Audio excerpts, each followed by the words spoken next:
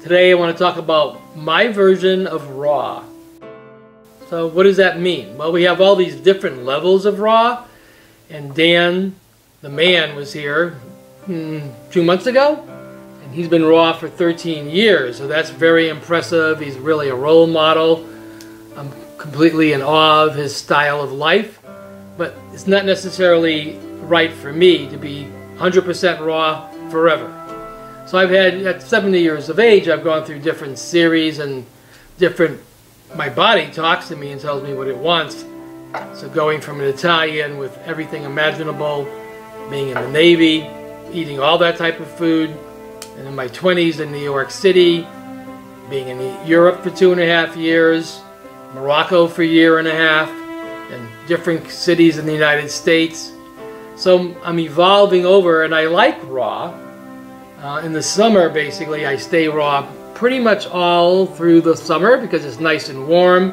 I crave salads, and I just look forward to having an humongous bowl, like huge salad. I love it. And then I really am not that hungry when it's really hot.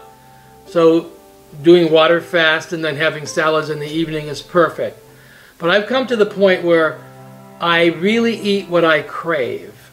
So in other words, I get up in the morning, 6:30, start my hot water, lemon, whatever else I want to put into it, water for the day. And if I start craving something, I let it build up.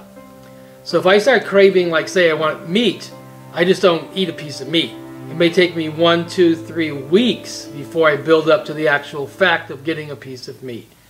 So I start this craving and go, oh, I'm just really feeling like I want a piece of meat.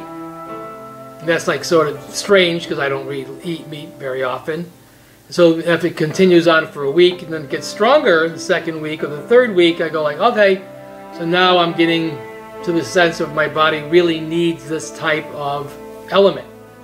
So I go to always the local farmers for anything. Everything that I eat basically is all local farmers. No box stores, no other stores, nothing. So I go to the local farmer, get a nice filet mignon, bring it home, then maybe even cut a little slice off of it raw and start that way, having really thin slices. Then I may go into like actually putting in a skillet, like boom, boom, cooking it really fast. And I use chopsticks 24/7. So I've been using chopsticks for the last 40 years. When I even go out to restaurants, I bring chopsticks with me. So that gets me to eat slower, and by picking up food with the chopsticks, my body can sense what type of food I'm picking up, and I eat a lot slower. So it's better for the digestive system. Then if I start craving fish, yeah, I can go 3, 5, 6 months without even wanting fish. I can eat fish anytime I want, but I just don't eat it because I don't crave it. But suddenly I'll crave a lobster. And that goes on for like the same thing with meat, 1, 2, 3 weeks. Or I'll really crave like salmon. Or one of my favorites is Chilean sea bass. Or a nice Hawaiian type of fish. But that would take a long time to build up. Then I may eat fish for 1, 2, 3, 4 days before I get really satisfied. That's enough. So what I'm saying here is that there's different strokes for different folks. We really want to listen to our body. And what is our body trying to tell us? So if I'm really numb and I'm ignoring my body, just eating whatever I want for breakfast, lunch, dinner, snacks, eating whatever I want, my energy levels are going to be really low. I may not even know about them. I may be in denial of the whole reality. But as our energy levels get really higher, we start breathing properly, we start eating properly. It's not saying don't eat. It's just like, where are we? What are we craving? What's happening here? If I really want to eat anything, I will do it. I had a friend of mine who never smoked in her life. And she is a vegetarian practically her whole life.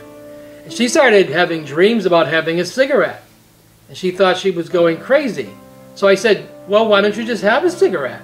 Make a big ritual, go out and get a pack of cigarettes. I mean, there's something that's going on. And she started craving, and she really wanted to smoke. But she's not a smoker, she's never smoked in her life. So that's what she did. She went out and bought a pack of cigarettes, I think American Spirits. She had him around with her for a couple of months until finally it happened. The craving built up and built up, where she decided to go to the ocean. She had a whole ritual going on. She lit up the cigarette, she puffed on it, she smoked the cigarette, died it out, and never had a cigarette again. And she's almost 50. So listening to our body, we never know. We never know what the body is craving. And when it does, we should be fine-tuned, and you'll see that your energy levels will get higher, higher, higher, stronger, and that'll give you a great insight of where you're going in your life.